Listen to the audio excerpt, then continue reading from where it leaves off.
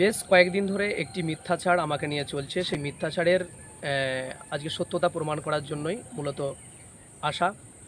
বেশ কিছুদিন ধরে একটি কথা জনমানুষের শোনা যাচ্ছে, যদিও বিষয়টি আমি প্রথম দিকে সেভাবে আমল দিইনি, আমল দেওয়ারও নয়, কিন্তু ইদানিং সেটাকে নিয়ে খুব বেশি জলঘোলা করা এবং আমার সহযোদ্ধা সহকর্মীদেরকে সেটা বলে বিভ্রান্ত করার চেষ্টা করা হচ্ছে।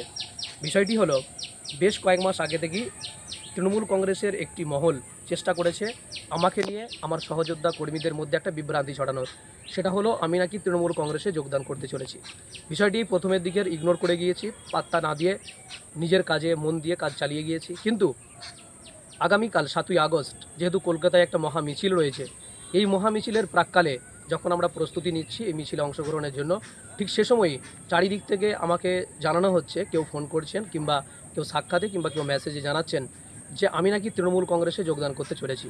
স্বাভাবিকভাবেই সহযোদ্ধা কর্মী ভাই যারা রয়েছেন সাথে সঙ্গে তাদেরকে বিভ্রান্ত করা, তাদেরকে দুর্বল করে দেওয়ার একটা চেষ্টা এবং তাদের একটা অংশ যাতে করে আগামীকালকে কলকাতার রাজপথে যাতে না যেতে পারে সেটারও চক্রান্ত তারা চালিয়ে যাচ্ছে। আমি আপনাদেরকে নিশ্চিত করে বলতে পারি, তৃণমূল কংগ্রেসের পতাকা আমি আমার জীবদ্দশায় কখনো ধরবো না, এটু আপনাদেরকে নিশ্চিত করে বলতে পারি।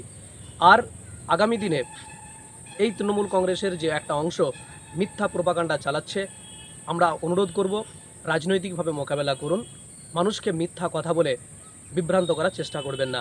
তৃণমূল কংগ্রেসের সঙ্গে আমার যুক্ত হওয়ার বিষয়টি সম্পূর্ণ মিথ্যা এবং ভিত্তিহীন। রাজনীতিতে পদার্পণ হয়েছে তৃণমূল কংগ্রেসের বিরোধিতা করার জন্যই। যতদিন তৃণমূল কংগ্রেস রয়েছে তাদের বিরুদ্ধচারণ করব, যেভাবে কথা বলছি বলে যাব, তাদের বিরুদ্ধে মিটিং মিছিল যা করার রাজপথে থেকে অন্য কোনোভাবে প্রত্যেকটি ক্ষেত্রে মুভমেন্ট যেমন ছিল তেমনই থাকবে।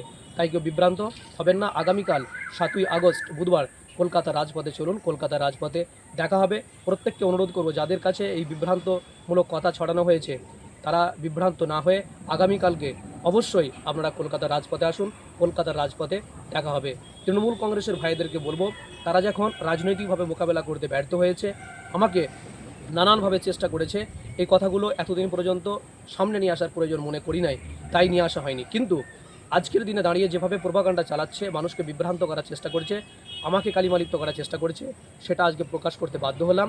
সাথে সাথে এই তৃণমূল কংগ্রেস যখন বারবার তৃণমূলে যোগদান করানোর ব্যাপারে যখন তারা সাকসেস বা সফলতা যখন পায়নি, তারা এখন চেষ্টা করেছে আমার ফ্যামিলির মেম্বার্সদেরকে বিভিন্ন রকমভাবে হুমকি ধমকি দিয়ে আমাকে চুপ করিয়ে রাখার। বিগত কয়েকদিন আগে, মাত্র 4-5 দিন আগেই আমার ফ্যামিলি মেম্বার্স একজনকে হুমকি ধমকি দেওয়া হয়েছে তৃণমূল কংগ্রেসের পক্ষ থেকে। আমাকে নাকি রাজনীতি করা ছাড়তে হবে, বিশেষ করে ইন্ডিয়ান সেকুলার ফ্রন্ট ISF করা যাবে না। আমি বিষয়টি নিয়ে সেভাবে মাথা ব্যথা না করলেও 7 তারিখের উপরে ফোকাস দিয়েছিলাম কলকাতা রাজপথের মিছিলের ব্যাপারে। আগামী দিনে এই সমস্ত তৃণমূল কংগ্রেসী ভাইদেরকে বলবো, আপনারা রাজনৈতিকভাবে মোকাবেলা করুন।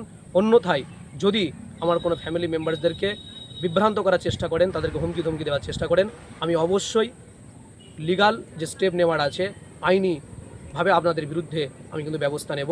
ইতিমধ্যে আমি এই বিষয়টি দলের ঊর্ধ্বতন কর্তৃপক্ষকে জানিয়েছি এবং তাদের পরামর্শ মোতাবেক আগামী দিনে যদি কেউ, আমার এই দেশে ফ্রিডম আছে, স্বাধীনতা রয়েছে, আমি সংবিধান মেনে রাজনীতি করা, আমার বক্তব্য দেওয়া, যে কোনো জিনিস আমি করতে পারি। সুতরাং যারা বারবার বিভ্রান্ত করার চেষ্টা করছেন, পরিবারকে ভয় দেখাচ্ছেন, হুমকি ধমকি দেখাচ্ছেন, তাদেরকে মানা করব, আপনারা আমার সঙ্গে রাজনৈতিকভাবে লড়াই করুন। আমার পরিবার সহ অন্যান্যদেরকে এর মধ্যে নিয়ে এসে আপনাদের নোংরা পরিচয়টা আর অন্তত দেবেন না। ধন্যবাদ।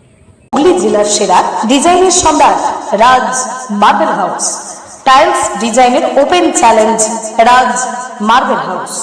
মার্বেলের কোয়ালিটিতে সেরা, দামে কম, মানে রাজ মার্বেল হাউস। ঠিকানা ঘোষপুর দুয়াদণ্ড মহিলা সমিতি।